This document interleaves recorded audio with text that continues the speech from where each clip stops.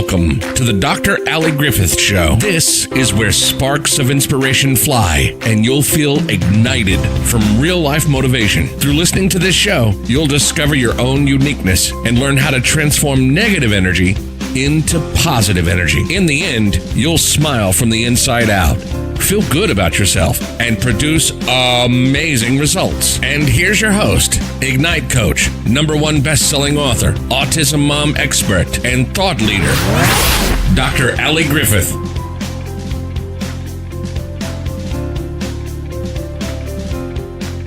What's up? What's up? What is up? And welcome to the Dr. Ali Griffith Show. Mindset, meditation, and motivation.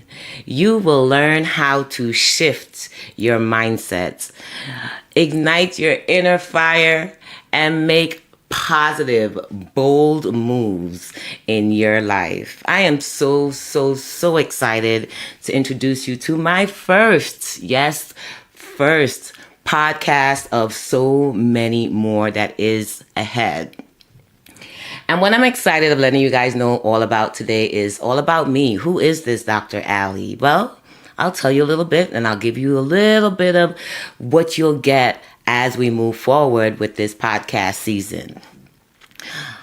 Officially to most, I am Alicia Griffith, and somehow affectionately, well, I would like to say I definitely know where it was birthed from. It was actually birthed from my coach, Miss Lisa Nichols.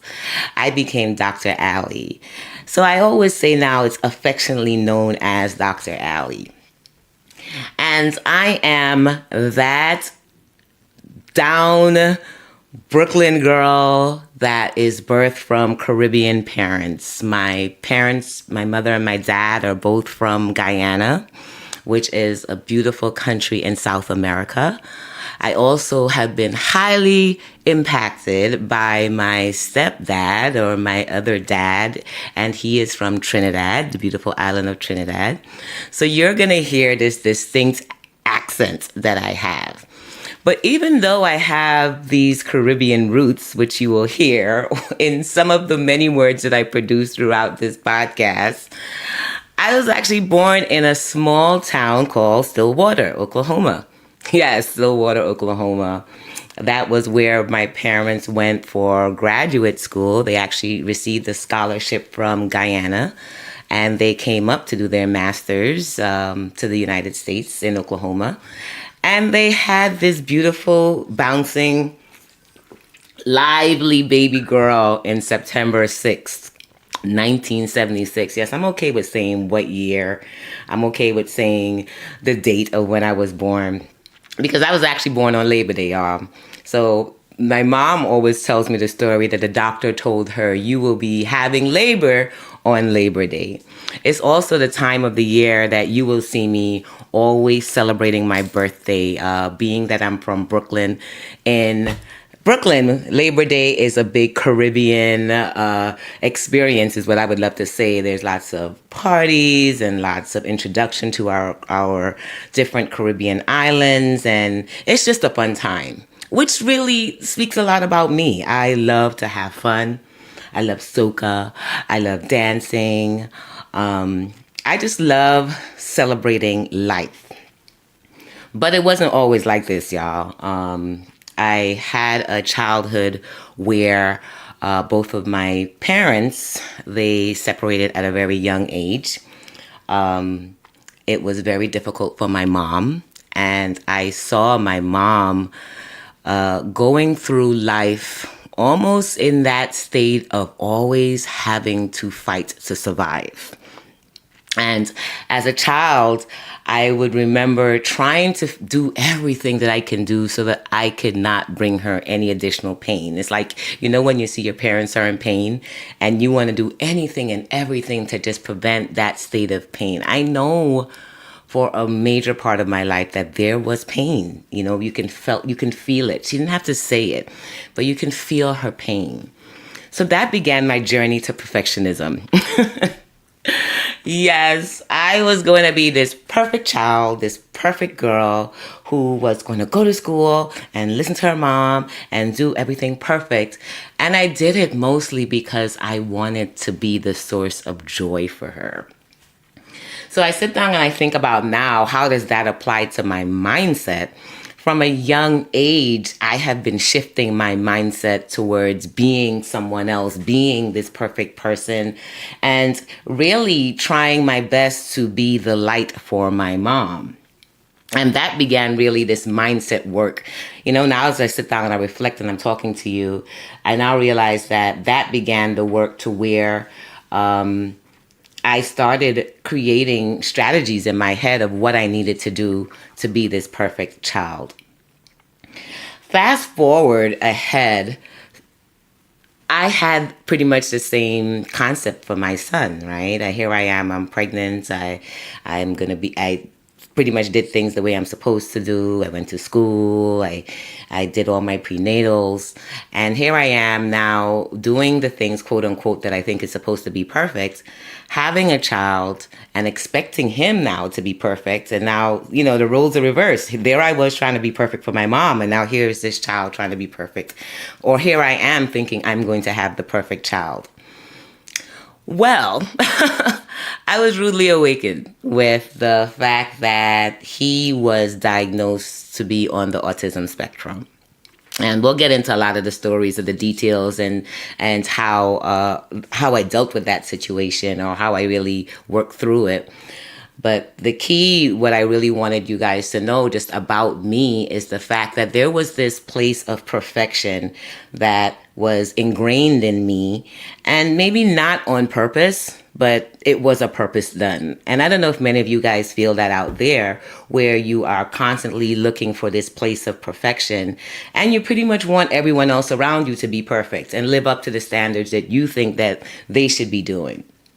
Fast forward, knowing that my son is not quote unquote perfect. He looked what I thought would be perfect, which means he had his, two eyes were working, nose was working, mouth was working, 10 fingers, 10 toes. But now he's dealing with a different ability, a different way that he was going to have to traverse life. And that began the reality of there was no such thing as perfection. Boom, that hit me straight. Like, if anything else could have hit me in my life, I think that was the one of the things that helped me to realize that I didn't have to be perfect. Neither did I need him to be perfect. And I stopped expecting everyone else around me to be perfect. So as we go through this podcast and as we do some more shows, we're going to talk a little bit more about some strategies I use overcoming some of the obstacles that have shown up in my life. And through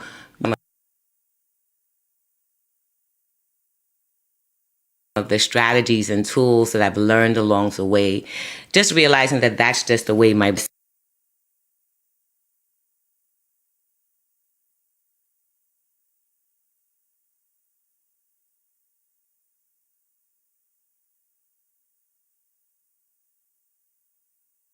is, how it is to go through feeling completely abandoned, right? At certain times.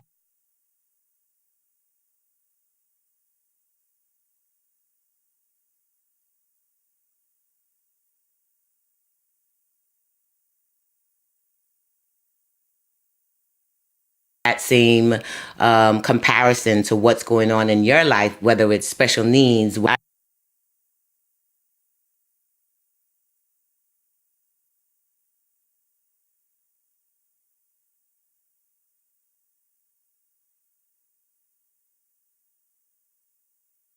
I know it will help you because it helped me and it helps many others when I get the opportunity to go.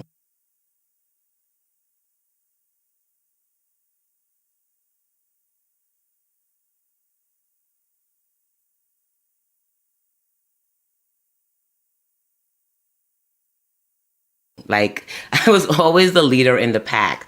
I was always the one that was strong.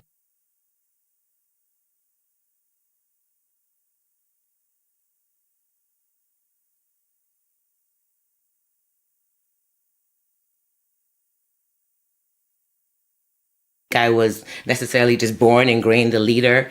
I just think my mindset,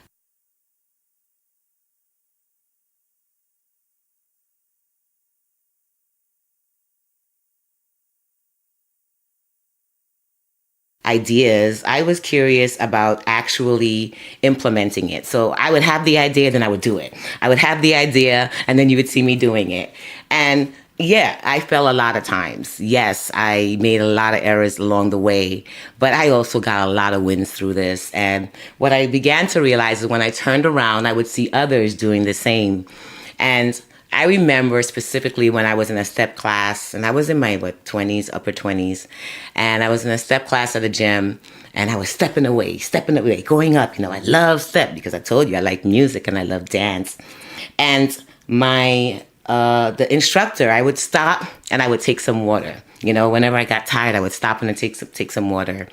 And he came up to me one day after class, and he was like, Allie, every time you stop, other people stop around you. And I'm like, what are you talking about? I'm just here to step. I'm not here to lead. I'm not here to do anything like that. I'm just here to get on these rises and have a good time.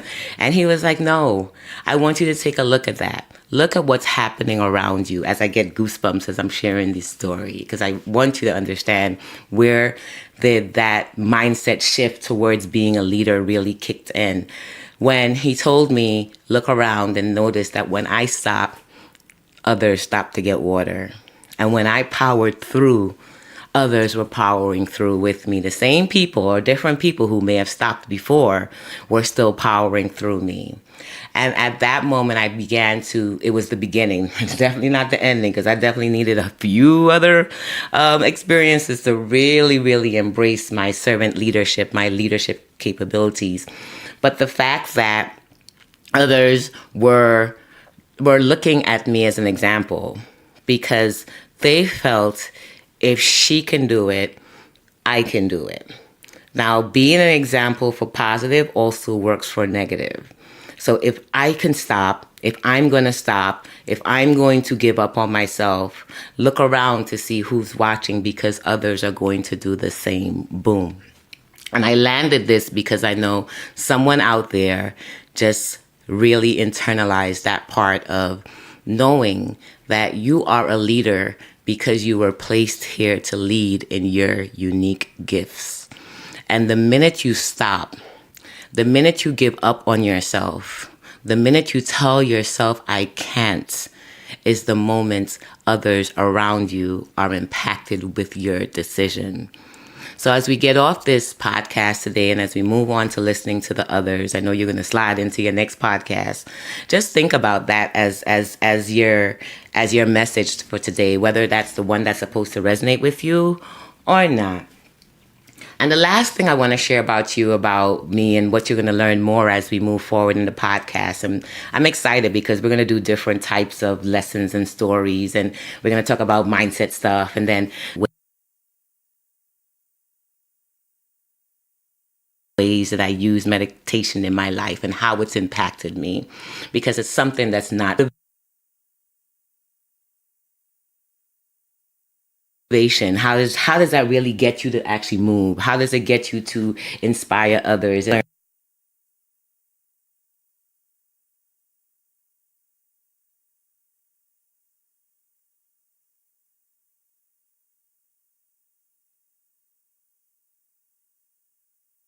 And lots of quirks about me was that I learned I had the ability to connect.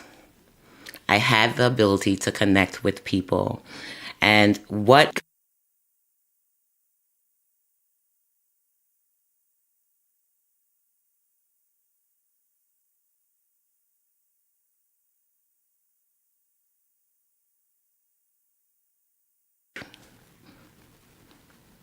and as simple as that sounds, it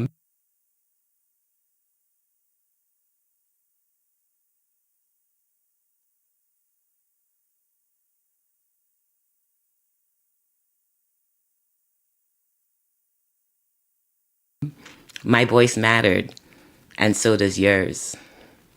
And as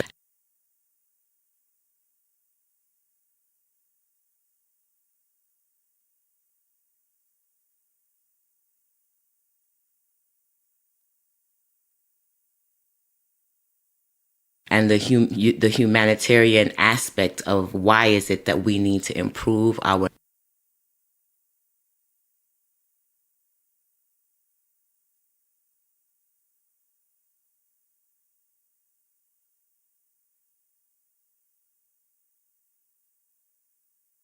every single word that I say.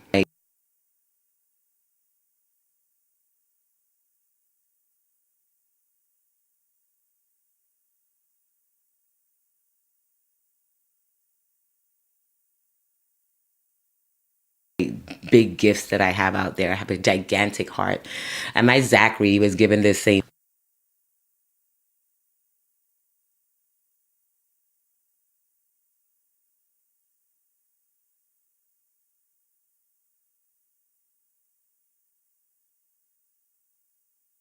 but I wanted to get started.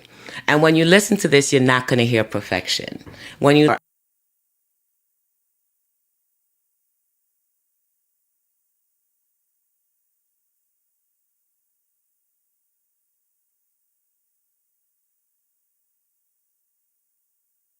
actually supposed to be in life is to get started. And as scary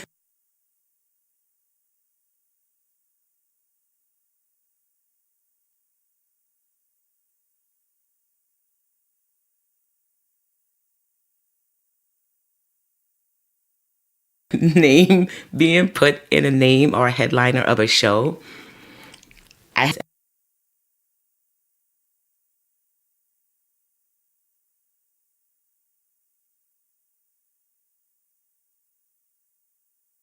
and I got my yes. Yes. Go out there and do this. Go out there and inspire. So what I ask of you today,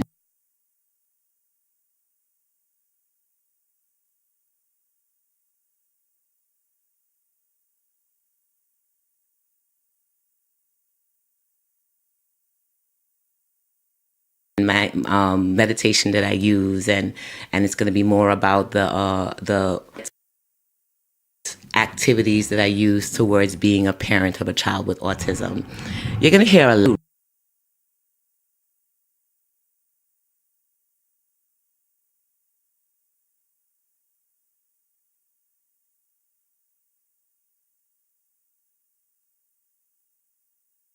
reviews matter, especially when you're now launching a new platform. And then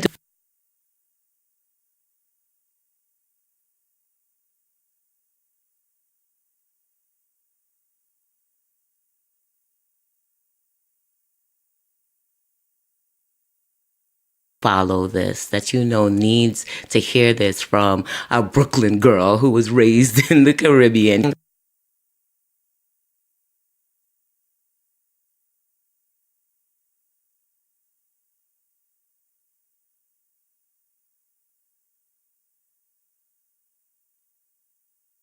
That I was trying to do, and threw that out the window and just say, take me as I am.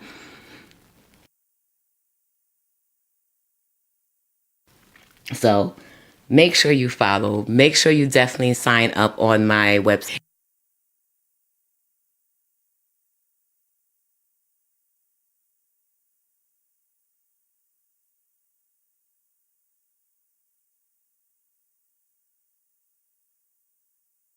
In passion, I'm just going out there, just giving you 15 amazing quick tips that I've been using in my life. So if you want access to